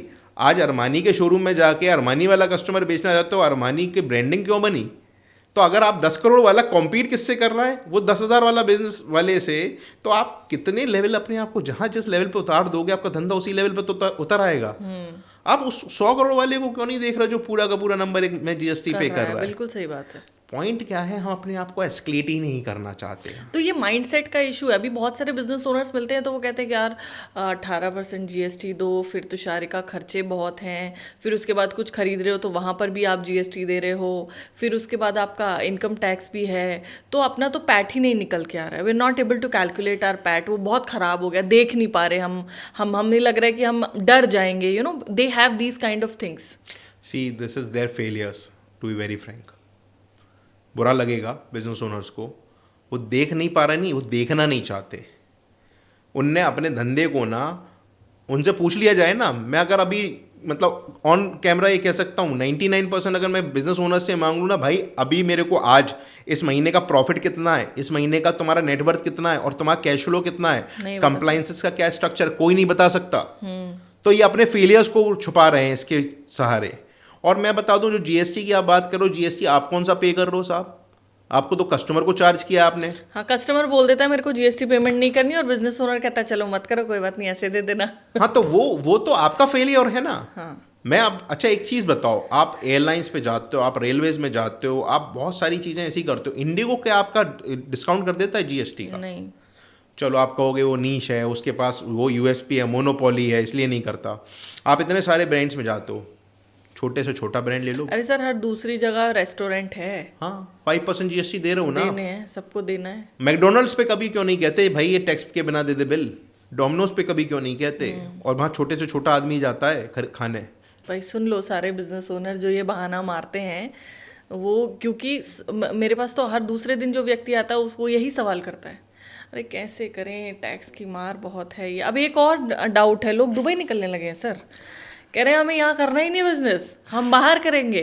सबसे ज़्यादा कंजम्पशन का मार्केट सबसे बड़ा इंडिया में है, बाहर के लोग कह रहे हैं कि हमको एंटर करने को मिल जाए। गवर्नमेंट बांध बना के, बैरियर बना के बैठी है, एक्सपोर्ट ड्यूटी, इंपोर्ट ड्यूटी, ये वो 50 चीज़ें टैक्सेशन लगा रखा है कि वो एंटर ना कर पाए। इंडियन एंटरप्रेन्योर कह रहा है मेरे को बाहर जाना है। इसी तो हारे का फिर वही बात हो गई। हमारे अंदर आदत क्या है ना, हम हमेशा उस वाले गिलास को देखते हैं जो खाली है। करेक्ट। भरा वाला पार्ट हम देखना ही नहीं चाहते। भाई तुम्हारे पास दुबई में बैठ के कस्टमर जो है वो इतना हो गया, गिलास इतना सा रह गया, तुम इतने बड़े गिलास के साथ बैठे हो, तुम इतने गिलास में कह रहे हो मेरे को इतना, मेरे को नहीं देना पड़ता। वो क्यों कर रहे हैं इतना टैक्स बेनिफिट क्यों दे रहे हैं? अगर उनके पास इतना कंज्यूमर होता और उनको पता होता कि मैं इतना बिजनेस कर सकता हूँ, तो वो कहते हैं यार मेरे पास कंज्यूमर है, मेरी चलेगी। आज इंडिया वालों के पास इतना बड़ा गिलास है, 150 करोड़ पॉपुलेशन है, आप इस पॉपुलेशन का 100 रुपये अगर कमा रहे हो और उसमें से आप 35 रुपये दे आ रहे हैं, हम कह रहे हैं टैक्स पूरा 35 दे आए, तो भाई वो 100 में से आपको 100 में से तो देना है जो कमाया। करेक्ट। तो आप वो ग्लास में से उस वाले पार्ट को देखो जो आपको मिल रहा है, आप उस पार्ट को क्यों देख रहे हो जो छूट रहा है? वो सरकार का डेवलपमेंट है। नेचुरली सरकार के पास एम्पल मनी आने लगेगा तो कल उन्हें लगेगा कि यार कि हम डेवलप्ड हो गए। तो डेवलप्ड अगर ये नेशन हुआ तो आपका भाई आज आप देख रहे हो रोड्स, ब्रिजेस वगैरह, डैम्स वगैरह इतने शानदार हो गए, आपको वो फैसिलिटीज इंप्रूव होने लगी जहां बिजनेस कर सके हो। करेक्ट। आप हर गवर्नमेंट की हर बजट में देखो, they are talking about only infrastructure, MSMEs। Why they are talking about that those things? उन्हें मालूम है कि ये पैसा आज हम जो लगा रहे हैं इसका जो रिजल्ट आने वाला है ये फ्यूचर में आने वाला है। तो कंपनीज को भाई पैसा कहाँ से लाएगी सरकार? या तो उधार मांग लो दूसरे देशों से जैसे बाकी करते हैं, या खुद के सेल्फ कंजम्पशन है। भाई घर में आप जैसे आपको मकान बनाना होता था तो हम लोग क्या करते थे, हम 4 भाई हैं भाई, अपनी अपनी इनकम का थोड़ा पार्ट निकाल के दो, हम मकान बनाएंगे, हम लोग को रहने की सहूलियत होगी। आप अपने देश को अपना घर क्यों नहीं समझते? बहुत सही बात बोल रहे हैं सर। सर बहुत सारे बिजनेस ओनर्स होंगे ना अभी, जैसे हमारी जनरेशन है जो ये 25-26 साल वाले बिजनेस करने लगे हैं, क्योंकि ईज ऑफ डूइंग बिजनेस हो गया है नो डाउट इंडिया में डिजिटलाइजेशन के बाद भी। और फिर अब जैसे एक्सपीरियंस लोग, आप जैसे लोग, हम जैसे लोगों पे ट्रस्ट करते हैं, फेथ करते हैं, तो it becomes easy, right? So ease of doing business के साथ यंग एंटरप्रेन्योर्स बहुत सारे हो गए। अब यंग एंटरप्रेन्योर क्या कहता है, उसको मिल गया है 1-2 शो आ गए हैं, फंड रेजिंग, इन्वेस्टर, इन्वेस्टमेंट चाहिए, फंड रेज करना है, टेक्नोलॉजी इंटीग्रेट करो, एक बड़ा सा PPT बनाओ, दो पैसा लो, आगे बढ़ो। इसके पीछे का सच क्या है? क्या फंड रेजिंग सच में इतनी सुंदर है जितनी अच्छी दिखती है? क्या इन्वेस्टर्स लाना सच में इतना आसान और इतना अच्छा है कि people are dying for investment? क्या बूटस्ट्रैप स्टार्टअप सर्वाइव नहीं करेंगे? सी अल्टीमेटली अभी तो शरीका मैंने जैसे कहा ना, आपको सबसे इम्पोर्टेंट आपका धंधा है। आप अच्छा सिंपल सी चीज़ में हमेशा जैसे इस फंडिंग पे मैं मांगता हूँ कि आप एक जंग लगे इंजन में आप उसकी ओवर फ्यूल भर दो, उसकी कैपेसिटी 10 लीटर की, आप उसमें 50 लीटर पानी और तेल डाल दो, क्या उससे उसका परफॉर्मेंस अच्छा हो जाएगा? नहीं। इनफैक्ट मुझे तो लगता है कि वो जब आप ओवरफ्लो कर दोगे तो बाकी जो ऑयल है वो इधर उधर गिर जाएगा। बिल्कुल। फंडिंग भी ऐसी है। Funding is good. अच्छे धंधे में अगर फंडिंग जा रही है तो फंडिंग की कोई बुराई नहीं है। हमारे यहाँ जो दौड़ होने लगी है ना, वो दौड़ होने लगी है बर्निंग की, पैसा जलाना, कैश बर्न करो। अब पता है बहुत सारे बिजनेसेस का नाम नहीं लूंगी सर, उनका एग्जाम्पल देते हैं, वो 7-7 साल से प्रॉफिटेबल नहीं है सर। सी वो 7 साल से प्रॉफिटेबल नहीं है, उसका एग्जाम्पल दे लिया, लेकिन आपने उनका बिजनेस मॉडल अपने बिजनेस मॉडल से कंपेयर किया क्या? हाँ बिल्कुल। हर बिजनेस मॉडल सेम नहीं होता। कैश बर्निंग का जो माइंड में थॉट है, और ये प्रोडक्ट वालों के साथ से तो नहीं, लेकिन जो सर्विस वालों ने ये एक थॉट बना लिया, एग्रीगेटर्स का मैंने देखा। सी अब I don't want to take certain names, but अभी एक बहुत बड़ा अपना एजुकेशनल प्लेटफॉर्म था, and we all know Whitefield, इतना पैसा मिल गया मार्केट से। हमारे पास इंडिया में ना लोगों के पास पैसा, इतना धंधा नहीं है। वो सर बिलियन 2.1 बिलियन से गिरते हुए मैं नंबर्स देख रही थी। I was studying the case study and it was very pathetic decline कि आप एक एक दिन में इतना पैसा गिरते देख रहे हो कि आपको पता चल रहा है कि ये तो पूरा बुलबुला था। यस, और ये क्या किया, कितनी सारी लाइफ बर्बाद कर गया वो, कितने लोगों का। सी इन्वेस्टर्स कौन है? Investors are institutional investors. Correct. वो पैसा आपका अकेले का नहीं है, वो उस पब्लिक का पैसा है जो इकट्ठा करके पैसा लगाया आपकी कंपनी पे। बिल्कुल। और आपने उस बुलबुले के चक्कर में ऐसे लोगों का भरोसा तोड़ दिया। ये एथिक्स कम थे। हाँ, वही कोर वैल्यूज। अगर धंधा स्ट्रांग होता, कोर वैल्यूज स्ट्रांग होते, तो आप बाकी प्लेटफॉर्म्स जो अभी मार्केट में हैं जिनमें इन्वेस्टमेंट मिल रहा है, हाँ, उन मार्केट की वैल्यू की तरह बढ़ जाते। करेक्ट। मैं हल्दीराम जैसे एग्जाम्पल है, हल्दीराम ने आज तक अपना IPO नहीं लाए। फैमिली बिजनेस, धंधे में दम है। वो कहते हैं हमें जरूरत नहीं, हमारा प्रॉफिट अच्छा है, हमारे धंधे में दम है, हमारे साथ आप आ जाओ, आप भी पैसा कमाओ। तो ये फंड रेजिंग और इन्वेस्टमेंट अगर स्ट्रॉन्ग बिजनेस है तो लेकर आना चाहिए। Bootstrap startup versus funded startup, आपकी चॉइस क्या है? मेरे साथ तो चाहे बूटस्ट्रैप हो चाहे फंडेड हो, दोनों चलेगा, बट एज लॉन्ग एज धंधे में दम है। स्टार्ट हमेशा बूटस्ट्रैप ही होता है। वाह। धंधे में दम नहीं है तो, अगर आपका धंधा खराब है, धंधे में दम नहीं है तो भाई धोखा नहीं दो। पैसे को ऐसे सोचो कि मेरा धंधा होता और मुझे को इस धंधे में इन्वेस्ट करना होता तो मैं इन्वेस्ट करता कि नहीं करता। वैसे धंधे को देखो, दूसरे के पैसे को अपना पैसा समझो। अगर जिस दिन आपको अपना पैसा समझ में आने लगा दूसरे का पैसा, तो आप पैसे को कभी भी उस नज़रिए से नहीं देखोगे जिस नज़रिए से आजकल कंपनीज देखना चालू कर चुकी हैं। उनको 18 लाख रुपए सैलरी देने में दूसरे के पैसे से दर्द नहीं होता। अगर अपने पैसे से आदमी को रखना हो तो 5 लाख का आदमी नहीं रख पाते। तो ये दोगला एटीट्यूड क्यों? करेक्ट। तो अगर धंधे में आपको लगता है वो 5 लाख की वैल्यू ऐड कर सकता है, तो 5 लाख वाला बंदा लाओ ना दूसरे के पैसे से भी। करेक्ट। तो स्टार्टअप के जो कॉन्सेप्ट्स हैं कि ये एक दूसरे को देख के जो बर्निंग वाला हो गया है और जो इन्फ्लेटेड नंबर्स आने लग गए हैं, ये नेचुरली ये हमारे ट्रस्ट फैक्टर को अभी हम लोग बहुत छोटे लेवल पे सोचते हैं। एक फॉरेन इन्वेस्टर इंडिया में पैसा इन्वेस्ट करने आता है और ऐसे ये 2-4 स्कैम्स देख लेता है कि पैसा डूब गया, गलत जगह इन्वेस्ट हो गया, इससे क्या आप दे रहे हो दूसरे को? रेपुटेशन हो रही है। करेक्ट। तो जो एक्चुअल कर रहे हैं उन पे तो खत्म हो गया ना। एब्सोल्युटली। रची सर, आपके हिसाब से बिजनेस स्केल करना ज़्यादा मुश्किल है, जो ज़्यादातर व्यूअर्स को लगता भी है, या फिर उसको एक्चुअली सस्टेनेबली ग्रो करना ज़्यादा डिफिकल्ट है? सी, स्केल अप तो आप कर जाओगे, स्केल अप में कोई दिक्कत नहीं है। अगर आप प्रॉब्लम सॉल्व कर रहे हो तो आपको स्केल अप करने से कोई नहीं रोक सकता। प्रॉब्लम क्या है, 90% of the investors, 90% of the entrepreneurs are focusing on rather, हम उन ऑपरेशंस पे फोकस किए हैं जो ऑपरेशन से आपको कोई ग्रोथ नहीं मिलने वाली। मैं तो हमेशा कहता हूँ, अगर आप अच्छे स्टार्टअप्स हैं या एमएसएमईज का आप कर रहे हो, आप दिन में कौन से ऐसे 3 इंपॉर्टेंट डिसीजन ले रहे हो वो लिखना चालू कर दो। रोज 3 ऐसे कौन से इंपॉर्टेंट डिसीजन ले रहे हो जो आपको स्केल अप कर रहे हैं स्केलिंग के लिए। यस। तो स्केलिंग तो हो जाएगी, लेकिन आपको अपनी लाइफ में से वो जो नॉइज़ है, जैसे मतलब मैं I was seeing one interview, yes of course through my mentor, कि भाई स्टीव जॉब्स की लाइफ में 80% सिग्नल था, 20% नॉइज़ था, और एलॉन मस्क की लाइफ में 100% सिग्नल है, 0% नॉइज़ है। तो कोई भी वन थिंग, एक किताब है, इफ़ यू विल सी, एक चीज़ पे अगर आप लग जाओ शिद्दत से तो वो स्केल अप कर जाएगी। अब बात रही सस्टेनेबिलिटी की। Sustainability is always an issue. क्योंकि हमारी ह्यूमन टेंडेंसी है, एक बार हम एक लेवल पे पहुंच गए, उसके बाद हम अपने आप को अपलिफ्ट करना बंद कर देते हैं। और थ्योरी ऑफ मार्जिनल यूटिलिटी अगर आपने सुना हो, मार्जिनल यूटिलिटी क्या है, पहला ग्लास पानी पियोगे आपको बहुत सेटिस्फेक्शन देगा और धीरे धीरे उसका सेटिस्फेक्शन कम हो जाएगा और वो एक लेवल के बाद डिमिनिशिंग मार्जिनल यूटिलिटी देने लगेगा। Same goes with business owners. हम लोग को जब तक मार्जिनल यूटिलिटी अच्छी लग रही थी तब तक तो हम करते हैं, जब मार्जिनल यूटिलिटी नेगेटिव में आ जाती है तो हम अपने एफर्ट्स को करना ख़त्म कर देते हैं। वहाँ पे हमें प्रोडक्ट को या अपने बिजनेस को एक रीथॉट देना पड़ता है कि अब हम इसमें ऐसा क्या करें कि जिससे मार्जिनल यूटिलिटी फिर से हमारी कंपनी की बढ़ जाए। करेक्ट। तो I believe this is like कि scaling up is easy but sustaining it is of course difficult.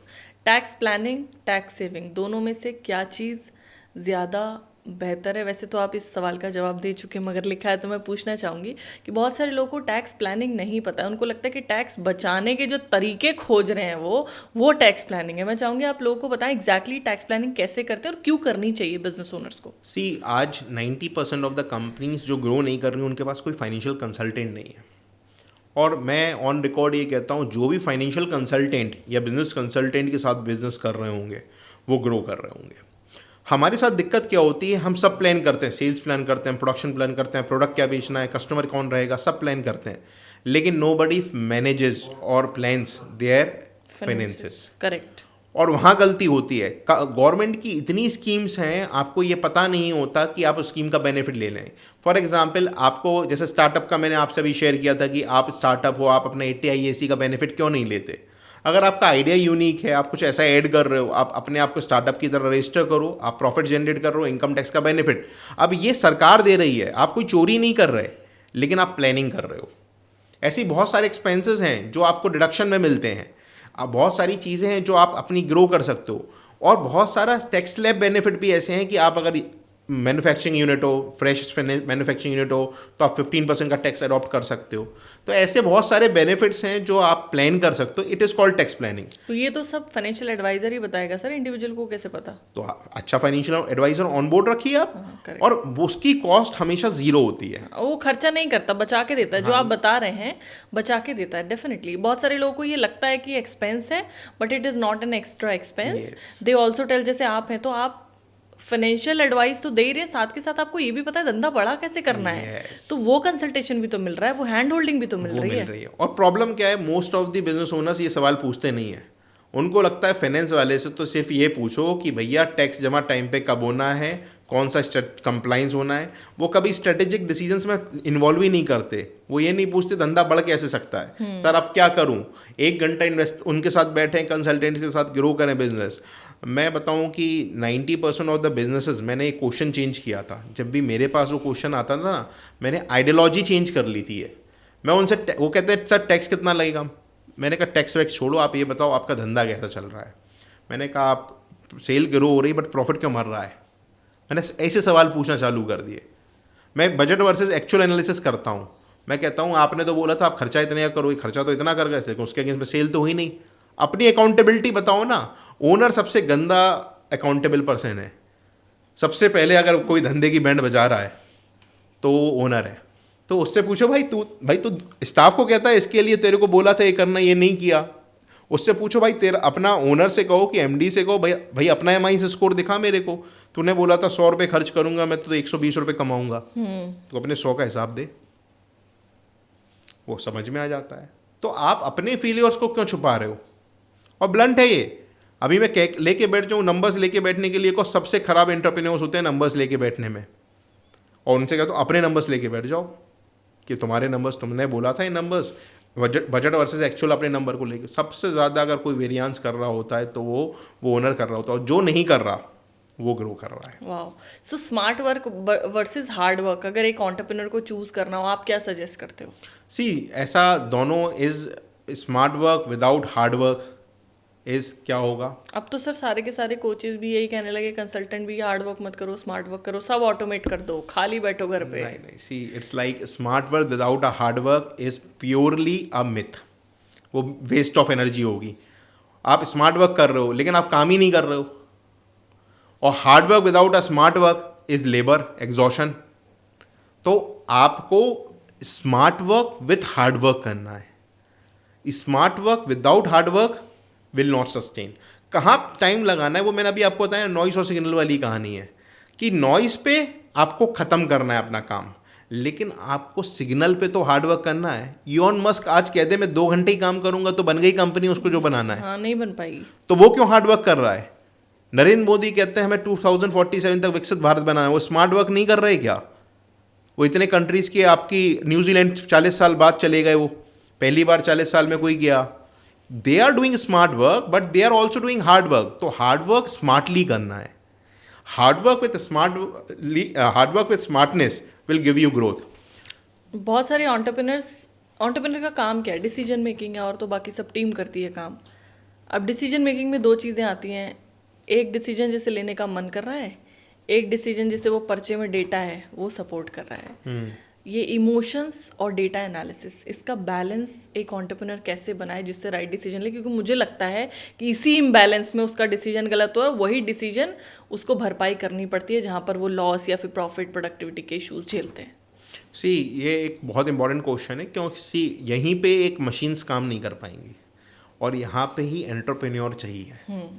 Emotions एक ऐसी चीज़ है जो आपको वो पुश देती है जहाँ आपको धंधे में, लाइक आपने एक अच्छी सेल क्लोज करी, एक अंदर से आपके रिलीज हुआ एनर्जी, वो मशीन्स को रिलीज नहीं होती है बिल्कुल। तो आपको ये समझना है कि वो इमोशंस जो हैं वो आपकी कोर वैल्यूज से कितने अलाइन है। और इसलिए मैंने स्टार्ट में भी बोला था, सबसे पहले कंपनी का कोर वैल्यू इंपॉर्टेंट है। और आपका कंपटीशन किसी और से नहीं है, आपका कंपटीशन खुद से है। तो मेरी टैगलाइन हमेशा, जैसे मैंने आपको पहले बताया, मेरा सिंपल, मैं कहता हूँ I don't compete with anyone else, I am in the competition but with my self. मैं हमेशा खुद से कॉम्पीट कर रहा हूँ। और मेरी एक टैगलाइन है, बी बेटर देन यस्टरडे। मैं रोज़ सुबह उठता हूँ, मैं कहता हूँ आज मैं 1% भी बेहतर होकर सोया, मेरा काम हो गया। 365 दिन में मैं 200 दिन भी ये कर पाया तो 200% ग्रो कर गया मैं। तो अगर मैं x था तो मैं eight the end of the year 3x हो गया। और यही कंपाउंडिंग इफेक्ट है, धंधा भी यही सिखाता है। बिल्कुल सर। एक और सवाल है, बहुत अच्छा क्वेश्चन है। अभी जैसे मैं अभी डेटा एनालिसिस देख रही थी, कुछ एक रिसर्च पेपर्स भी मैंने पढ़े, बहुत सारे लोगों की टिप्पणी पढ़ रही थी, तो दे वर सेइंग कि ये जो अगले 30 साल है, मतलब जो हमारी जनरेशन, आपकी जनरेशन, ये अगले 30 साल बिजनेस के लिए बहुत अच्छे हैं, क्योंकि इंडियन इकोनॉमी में a lot of money is going to be there and consumer जो है उसका साइकोलॉजी बदल गया है। Now they also want to outsource, क्योंकि वो भी अर्न कर रहे हैं, इतनी बड़ी पॉपुलेशन है, बहुत सारी सर्विसेज प्रोडक्ट्स हैं। अब एक सवाल आता है कि 10 साल में या अगले 20 साल में कौन से बिजनेस हैं जो थ्राइव करेंगे, क्योंकि साथ ही साथ जब पैसा तो है पर एआई भी आ गया है, कंपटीशन आ गया, मर्जर एंड एक्विजिशन आप देख ही रहे हो, बड़े प्लेयर्स बस अंगूठा रखते हैं और मसल देते हैं छोटे वाले एंटरप्रेन्योर को, वो बेचारा सोचता रह जाता है कि मैं compete कैसे करूँ, वो 0.1% के मार्जिन पे कैश बर्न कर रहा है, मैं अपना कैश कैसे जलाऊँ, और कच्चे का काम किया, इन्वेस्टर इन्वेस्ट करने को रेडी नहीं है, वो भी एक अलग दिक्कत है। तो अगले 10 से 15 साल या 20 साल में कौन से बिजनेस में ट्रांसफॉर्मेशन करने की एंटरप्रेन्योर को ज़रूरत पड़ेगी जिससे वो सर्वाइव ही नहीं थ्राइव कर पाए?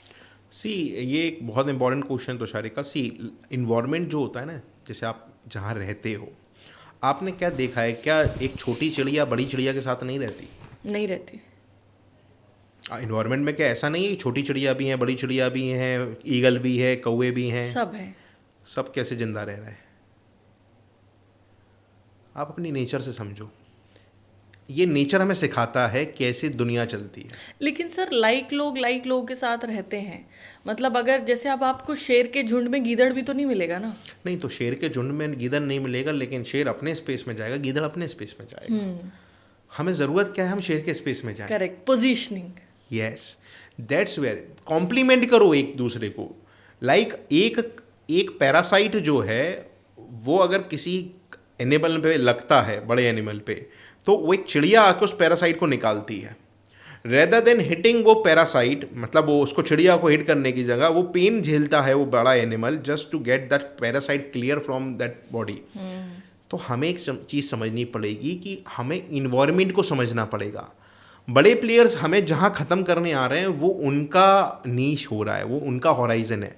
या तो उनके साथ कॉम्प्लीमेंट करो, अगर उस जगह पे मर्ज हो जाओ उनके साथ, जुड़ जाओ। मतलब उनके लिए क्या है, आपको एक और चीज़ बता दूं, बड़ी companies don't want to get into production of each and everything.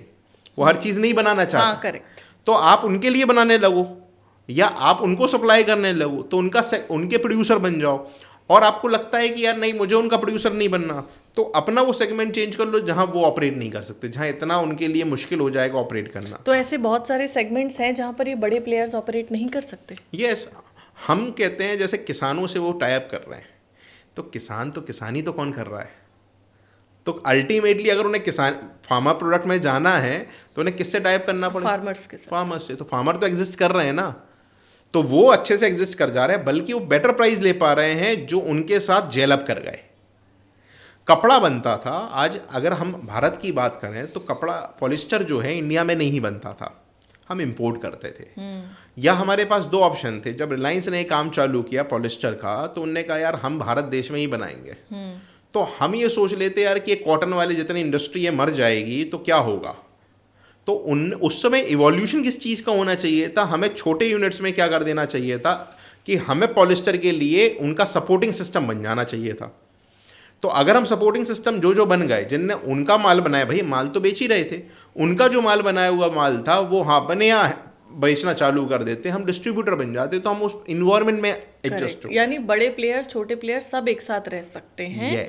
And a small business owner can also grow to become a big business owner. हम देख भी रहे हैं, बहुत सारे यूनिकॉर्न्स देख रहे हैं। सर मैं जब छोटी थी तो ये नहीं सुना था मैंने कभी यूनिकॉर्न वर्ड कि इतना जल्दी भी कोई 5 साल 10 साल में इतना बना पाता है, बट अब रियलिटी में दिख रहा है, क्योंकि अब सबके पास मोबाइल फ़ोन है सर। कंज्यूमर के पास पहुंचना आज के समय में सबसे ज़्यादा आसान है। सबसे आसान। फॉर एग्जांपल मैं ही बताऊं, मैं जैसे आपसे रीच किया तो आप या मेरे से रीच किए, दोनों में कहाँ मोबाइल फ़ोन ही था सर, हम फिजिकली तो आज पहली बार मिले हैं। तो ये जो कनेक्टिविटी है, मैं आपको बताऊं, मेजर प्लेयर्स, आप कोई भी बड़ा ब्रांड उठा के देख लो, उसके साथ अगर वो एक बड़ा ब्रांड है तो उसके साथ 100 छोटे ब्रांड्स उसकी कोई ना कोई एंसिलरी यूनिट्स हैं जो सप्लाई कर रहे हैं। 100%, yes, I have seen that. One of my client, वो कोरुगेटेड बॉक्सेस बनाते हैं एंड उन्होंने मुझे 10 बड़े प्लेयर्स का नाम दिया। मुझे लगा यार ये तो खुद अपने डब्बे बनाते होंगे, मैन्युफैक्चर करते होंगे। ही सेड हम करते हैं। आपको, और ये सब आईपीओ ला रहे हैं सर अपना। हाँ। 2 महीने बाद। तो सोच लाए ना आप उस इन्वायरमेंट में आप कॉम्प्लीमेंट करना चालू कर दो, रेदर देन कॉम्पिटिशन समझना उसे। करेक्ट। हमारे साथ प्रॉब्लम क्या है, हम ये समझते हैं ये बड़ा प्लेयर आ रहा है, हम इनसे कैसे कॉम्पीट करेंगे। अरे कॉम्प्लीमेंट करो। सूरज अगर धूप देता है तो वो पेड़ को एनर्जी भी दे रहा है, वो ग्रीनरी भी। अब पेड़ ये सोच रहे इतनी आग मेरे पे बरसा रहा है, आग बरस रही है तभी वो आग से तो एनर्जी मिल रही है, पानी डालो उसको और ग्रो करो। करेक्ट। हम उसको सूखने क्यों दे रहे हैं? 100%। बहुत मज़ेदार डिस्कशन रहा आपके साथ रचित सर। मतलब इट ऑन कैमरा बोल रही हूँ, did a lot of discussions, but it was one of the best. मतलब पता चल रहा है कि 25,000 बिजनेसेस को एनालाइज किया है, पता है कि बैलेंस शीट में कहाँ इशू होता है, लीडरशिप में कहाँ इशू होता है, decision making, everything. You are fantastic. Thank you. On camera I am saying this, it was a fantastic discussion. एक एक चीज़ को लेकर क्लैरिटी, एंड आई फील जितने भी लोग आपके साथ जुड़ते होंगे ना, वो डिफरेंस दिखता होगा। आज बहुत सारे बिजनेस ओनर्स आपको दिख रहे हैं इस ड्रीम के साथ कि 1 करोड़ से 10 करोड़ कैसे पहुंचते। चाहती हूँ एक लास्ट मैसेज में एक ब्लूप्रिंट ज़रूर दे दें लोगों को कि those who are doing 1 CR and want to reach to 10 CR and those who are doing 10 CR want to reach to 50-100 CR कैसे पहुंच सकते हैं। मैं एक सिंपल सा, एक बढ़िया, मतलब बहुत सिंपल लाइफ का एक ऐसा एग्जाम्पल मतलब वो देता हूँ, मतलब मूल मंत्र जिसे आप अप्लाई कर दो, चाहे वो बिजनेस हो, चाहे आपकी लाइफ हो, चाहे आपके रिलेशनशिप्स हो, it will work everywhere. Wow. मेरी बुक का टाइटल ही वो उसी से है, 0.5x efforts 10x result. Yes. आपकी लाइफ में आप टू डू लिस्ट पे चलते हो, हाँ। उस टू डू लिस्ट को लिखो, उसमें से नॉट टू डू कर दो। अच्छा। हाँ, उसमें से वो काटो, मैं ये नहीं करूँगा, इट इज़ नॉट गोइंग, मतलब it is not giving that value. हाँ। और उसमें सिर्फ वो छोड़ो, मतलब परेटो का भी प्रिंसिपल 80-20 वाला, सिर्फ वो छोड़ो जो आपको 80% रिजल्ट देता हो। तो आपके मान लो 100 टास्क हैं, तो 100 टास्क में से 20 टास्क छोड़ो जो 80% आपको आउटपुट दे सकते हैं। इससे होगा क्या, वो 80% एनर्जीज आपकी रिलीज हो जाएंगी। अब वो 80% को क्या करना है, फिर ऐसे ही 20% पे लगाना है। तो 80-80-60 160 हो गया, और 60% आप बचे रह गए फिर भी। और ये आप जब मल्टीप्लाई करोगे, बार बार करोगे, तो आप 1% आपका 100% रिजल्ट देने लगेगा। जो मेरी बुक का टाइटल है कि 0.5x एफर्ट्स और 10x रिजल्ट का मतलब ही यही है। यहाँ पे सबसे इंपॉर्टेंट है सब्ट्रैक्शन ऑडिट, क्या काम मैं नहीं करूँ जिससे मेरा रिजल्ट इनहांस हो, रादर देन क्या और करूँ। एब्सोल्युटली। तो पर्पसफुल चीज़ें, एक ये सेम रिलेशनशिप में you can not entertain all relations. तो आप रिलेशनशिप्स लिखो 100, उसमें से 80 काट दो, 20 जिन पे हमें फोकस करना है। नेचुरली। अगर मान लो आपकी वाइफ इंपॉर्टेंट, आपका स्पाउस इंपॉर्टेंट है, आपका फादर इंपॉर्टेंट है, आपके mother important, stay invested on them. ऐसे 100 सोशल सर्कल में रहने से क्या फ़ायदा जो आपके लिए कोई वैल्यू ऐड नहीं कर रहे हैं। Correct. Same goes with your money. ऐसे आप इन्वेस्टमेंट अगर 100 जगह किए हो, उन 100 में से वो 80 इन्वेस्टमेंट्स काट दो जो आपको वैल्यू नहीं देते। फैंटास्टिक तो सजेशन। दिस इज मूल मंत्र। आप अपनी लाइफ में कहीं पे भी अप्लाई कर लो, सब्ट्रैक्शन ऑडिट करो अपनी लाइफ का, और रेगुलर बेसिस पे इसकी अकाउंटेबिलिटी रखो। एक मैंने कहा ये एलिमिनेट, जो मूल मंत्र है, और इसका रिव्यू करना बहुत ज़रूरी है। आप इसको मंथली या वीकली रिव्यू सिस्टम में डाल दो कि इस बार मैंने क्या सब्ट्रैक्ट किया, और ये जब कंटिन्यूस करते जाओगे ना, तो वो नॉइस आपकी लाइफ में से खत्म हो होता जाएगी। जाएगा। बहुत बढ़िया सजेशन है। और बिजनेस ओनर यही स्ट्रगल करता है बेचारा, उसको पता ही नहीं कि क्या नहीं करना है। वो हम बता रहे ना, पियून कई बार आता है, सर वो पानी नहीं आ रहा। इसमें एंटरप्रेन्योर क्या करे, गिव देम द क्लैरिटी कि अगर पानी नहीं आएगा तो क्या करना तो क्या करना है, कितने तक का डिसीजन हुआ, 1000 रुपए तक का डिसीजन है, 2000 तक का है, ये ले लो। बहुत बढ़िया। क्यों उसमें इन्वॉल्व होना। मेरे मेंटोर ने एक कॉन्सेप्ट दिया था कि भाई एक रोटी, जो मेरी बुक में भी लिखा है, return on time invested. Return on time invested क्या कहता है कि अगर आप मान लो 2 करोड़ रुपए कमाते हो और आप 2000 घंटे साल भर में काम कर पाते हो, इफेक्टिव आवर्स आप भाई 8 घंटे दिन का काम करते हो, आप 250 दिन काम करते हो, 2000 घंटे आपने काम किया, तो इफेक्टिवली आप 10,000 रुपये घंटे के आदमी हो, आज की डेट में हो। ये तो आपको फ्यूचर की बात ही नहीं कर रही, तो आप आज कमा रहे हैं ना। तो कोई भी चीज़ जो 10,000 रुपये घंटे से कम मिलती हो या कम में होती हो, तो वो डेलीगेट कर दो और वो काम करो जो 10,000 से ज़्यादा का दे रहा हो। तो आपको मान लो कोई क्लाइंट भी गए, तो वो कहे भाई मेरी कॉस्ट जस्टिफाई करो, कहना मैं 10,000 रुपये घंटे का तो आदमी आज हूँ, तो अगर 2 घंटे मेरे लग गए तो 20,000 रुपये की कॉस्ट तो आज इसकी हो ही गई। तो ये आपको वो जस्टिफिकेशन देती है कि आपको चार्ज क्या करना है। दूसरी चीज़ आपको जस्टिफिकेशन इस चीज़ की भी देती है कि आपको 1 लाख रुपए का आदमी महंगा लगता है। अरे आदमी महंगा क्यों लग रहा है भाई, जब 500 मान लो वो 1 लाख रुपए ले रहा है, वो 250 घंटे काम कर रहा है, या मान लो आप 200 घंटे काम कर रहा है महीने में, 25 दिन में 8 घंटे से, तो वो आदमी 500 रुपये घंटे का ही तो हुआ। अब 500 रुपये घंटे का आदमी आपको मिल रहा है जो 10,000 रुपये घंटे का आप आदमी हो, आपका काम अगर वो करके दे रहा है और आपके 200 घंटे बचा ले जा रहा है, तो आपने तो 9500 रुपये घंटा बचाया ना उससे। बचाया, करेक्ट। सो ये अगर लाइफ के मूल मंत्र रख लोगे, फोकस बड़ा इंपॉर्टेंट है। स्टार्टिंग इन्वेस्टर्स को एक चीज़ और कहूँगा, शो ऑफ्स में नहीं चाहिए, जो आज के बच्चों में बहुत दिक्कत होती है। पैसा जैसे ही आता है इन्वेस्टर का, सबसे पहले रेडो लानी है। अरे वो रेडो देखने नहीं आया तुम्हारे, तुम जिस दिन धंधा वेल्दी बन जाओगे उस दिन वो पैसा तुम्हारे पास ऑटोमेटिकली रिच फील करने का, तब तुम्हें रेडो अच्छी नहीं लगेगी। यस। तो आप रिच बनने से ज़्यादा स्किल्स पे फोकस करो, अपने रिलेशनशिप पे फोकस करो, अपनी कोर वैल्यू पे फोकस करो। ये चीज़ें आप जब करोगे तो नेचुरली आपका बिजनेस थ्राइव करेगा, आपको कोई नहीं रोक सकता। Great, thank you so much Rachit sir, it was wonderful wonderful talking to you. Again and again मैं ये एक्सपीरियंस शेयर कर रही हूँ, वो दिख भी रहा है एनर्जीज में। सो मच लर्निंग, और इतनी ग्राउंड लेवल की लर्निंग। ये बिजनेस ओनर ना बहुत की टेक अवेज यहाँ से निकाल सकते हैं। एक एक चीज़ पे काम करेंगे ना, तो वो जो मेजर 5-10 चैलेंजेस है ना, उनमें मैक्सिमम सॉल्व हो जाएगा। और जो बचे कुछ चैलेंज है उसके लिए सारी डिटेल्स मैं सर की डिस्क्रिप्शन बॉक्स में डाल दूंगी, कनेक्ट कीजिए। जितने भी बिजनेस ओनर है, दिक्कत पता है क्या आती है, हमारे बिजनेस को हमसे अच्छा कौन जानता है, हम खुद सॉल्व करें। अरे आपसे सॉल्व होना होता तो अब तक कर लिया होता। सो बेटर है एक एक्सपर्ट के साथ जाएं, एक ऐसे एक्सपर्ट जिसने 25,000 बिजनेसेस को कंसल्ट किया है। कुछ नहीं तो उनके पेन पॉइंट्स तो पता है। तो आप अगर किसी सेगमेंट में, तो आप जैसे 2,500 लोगों से वो बात कर चुके हैं, उनको पता है किस स्टेप पे कौन गलती करता है। हर स्टेज का बिजनेस ओनर उनके पास आता है। तो आज जितने भी बिजनेस ओनर एक तो बिजनेस स्टार्ट कर चुके हैं, 1 करोड़ से 10 करोड़ या 10 लाख से 1 करोड़ जाना चाहते हैं, ब्लूप्रिंट मिल गया होगा। बचा कुछ ब्लूप्रिंट आप सर से कनेक्ट होकर ले सकते हैं। दूसरे वो लोग जो अभी वो एमएसएमई वाली जो डेडलाइंस और जो लूप होल्स में फंसे हुए, मुझे लगता है उसका भी आपको क्लैरिटी मिला होगा कि कहाँ हम लोग एरर करते हैं और कैसे हम वहाँ से निकल सकते हैं। रेस्ट बहुत सारे प्रिसाइज चीज़ें, अभी आप ऑटोमोबाइल इंडस्ट्री में आपके चैलेंजेस अलग होंगे, किस स्टेज का चैलेंज है, किस तरह का, उसके लिए एक्सपर्ट लेकर आओ। मैंने आपको रचित सर से मिलवा दिया, 25,000 लोगों को गाइड कर चुके हैं, इससे बड़ा और क्या लोगे। सो connect with him, share this podcast with everyone जो बिजनेस की किसी भी स्टेज में फंसा हुआ है, निकल सकता है। प्रोडक्ट बढ़िया है, इनोवेशन कर रहा है, उसका इंटेंट भी अच्छा है, लेकिन किसी ना किसी प्रॉब्लम की वजह से स्केल नहीं कर पा रहा है। शायद आपका एक शेयर, एक लाइक, एक कमेंट उसको हेल्प कर सकता है। So just share this podcast with all those people who have dreams, desires and who can do something to build this business along with the nation। अगले पॉडकास्ट में मैं किसी और अगले गेस्ट के साथ मिलूंगी, कुछ और सवालों के साथ, किसी और विषय के साथ। लेकिन तब तक इस पॉडकास्ट को रोक रोक के 10 बार देखना ज़रूर और शेयर ज़रूर करना। Thank you so much Rachit sir, it was wonderful speaking to you. Thank you Tusharika, and of course it was a wonderful experience with you. See, host के साथ एक अच्छी चीज़ क्या होती है ना, वो इतना डीप समझ पाएँ, चीज़ों को इतना डीप ले पाएँ, ऑडियंस के बिहाफ पे वो क्वेश्चंस कर पाएँ। That was fantastic. मतलब मुझे लगता है शायद मैंने जो क्वेश्चन एक्सपेक्ट भी नहीं किए थे, आई गॉट दोज क्वेश्चंस। और कैसे आप किसी के अंदर से एक्सट्रैक्ट कर पाते हो, that was a very good experience with you. I hope to share more insights जब भी अपॉर्चुनिटी मिलेगी। Thank you for calling me here. 100% and the same experience I want to share.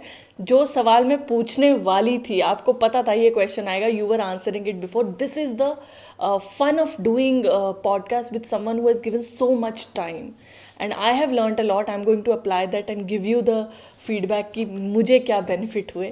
So I really hope, रचित sir के साथ पहला podcast था, आखिरी नहीं था, दूसरा लेकर आऊँगी, दोबारा लेकर आऊँगी, मगर तब तक आप इस पॉडकास्ट को प्यार ज़रूर दीजिएगा। Thank you so much sir, thank you everyone.